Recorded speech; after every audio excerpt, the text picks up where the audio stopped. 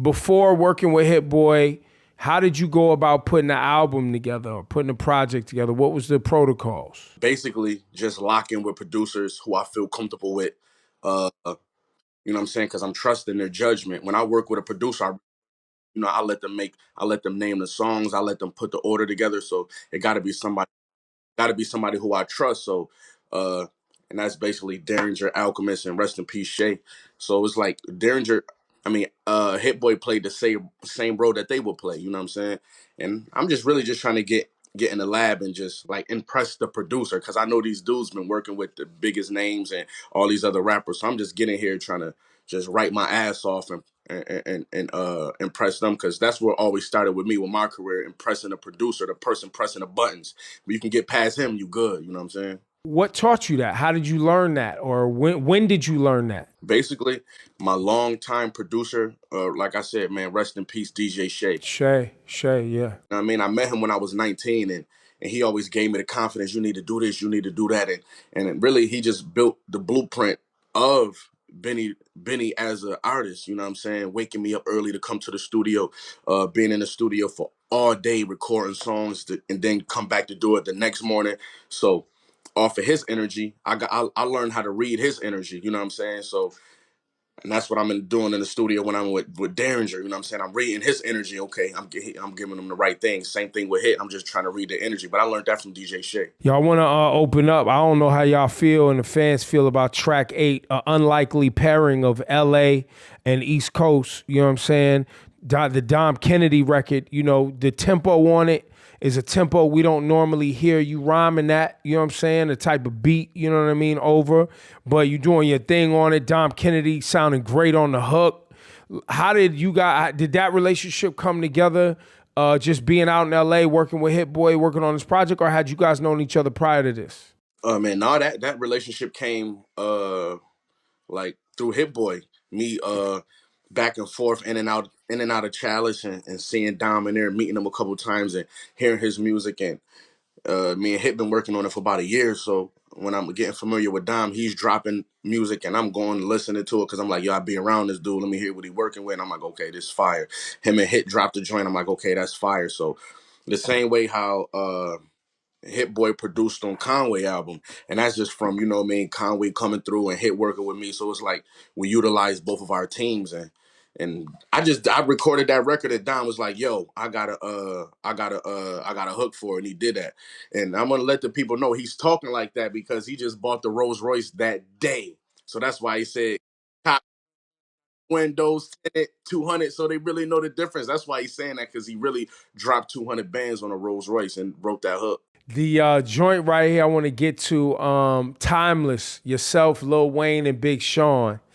Lil Wayne, he put, Lil Wayne when he want to do it, When did you hear the Lil Wayne verse and you was like, yo, this said, drowning in, I'm snorkeling in the gasoline. It's drowning in the flames. I'm snorkeling in the gasoline. I was like, oh God. Yeah, I heard that verse.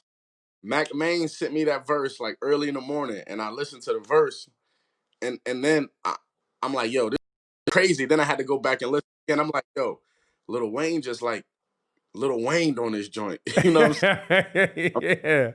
Lil Wayne on this song, and then I realized how special it was. On Burden of Proof, the opening track, you deliver on the concept of burden of proof, literally the burden of, proving who you really are and the fabric of what you come from. Like every single song, when you listen through it, you sharing stories and reminding dudes where you come from. So a couple of things I'd love to ask you. I mean, you're getting popping, quote unquote, on a mainstream level at 35, 34. Right. You know what I'm saying? You've been working on this, as you said, your boy, rest in peace, DJ Shay up in Buffalo. Y'all been putting in grind time since back then. Yes, sir. You know what I'm saying? This is real time. It's real. Talk about, just getting to this point in your career. How does it feel that the work is paying off? Man, it feel dope. It feel like everything that I went through was for a reason. And it was all about just sticking to my guns and trusting everybody around me, and just playing my position. You know what I'm saying? Like, that don't get it. I can't say enough about playing my own position, not worry about where everybody else was at or what these dudes was doing. Because when I first got in with Weston Conway, the Shady deal was basically done. You know what I'm saying? I was fresh out I moved out the projects to come stay with them at the house everybody was recording at. Them boys just signed the deal. So, things was looking up for them. Their names was getting mentioned, dude buying jewelry and everything like that. I never wanted my situation to be there. So I always was happy for them and trusted the process of the situation.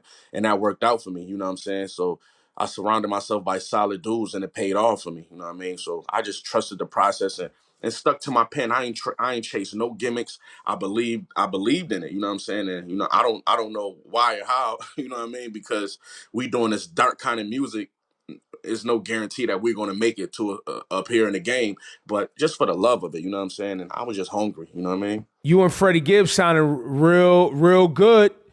This might be one of those best of both worlds type vibes right here, man. Y'all might be able to put together a nice 10 song, Benny and Freddie and Benny. I think so. I think the fans will love it. Yo, Freddie is a guy who I really just got in tune with in the past couple years. The fans really put me on. I put my music out and he's like, yo, this good. He like sound good with Freddie, And I'm like, Freddie.